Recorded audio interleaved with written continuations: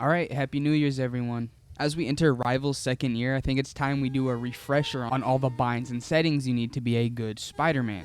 If I miss any, just let me know.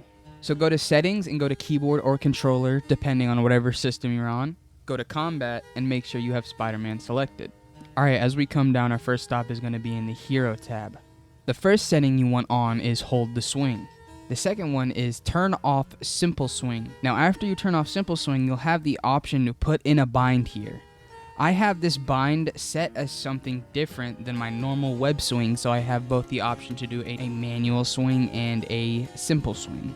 Alright, the next settings you're going to want to have on are the hold to wall crawl and the hold to run on walls. This just makes movement easier and makes it so you're not getting caught up a lot. You know, if you don't have these settings on, it can really mess up some things, but just have these on for a smoother experience. The next setting I would turn on is attack range hint. It doesn't do much. This is bad on my settings, but it slightly highlights the enemies when you get close to them to show that they're in range of your melee.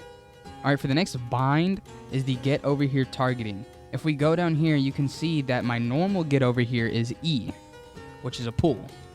But if you go over to get over here targeting and put a second bind, you'll have two separate binds for pulling the enemies to you and pulling them to yourself. So see, I have a cluster on them and I can still pull them. But if I wanted to, I could press the other button and pull myself to the enemy. This bind is very, very important to have because your web pull is one of the most important abilities in your kit. If you can see here, I have a secondary bind. I will get to that in a second. Actually, we'll get to that now.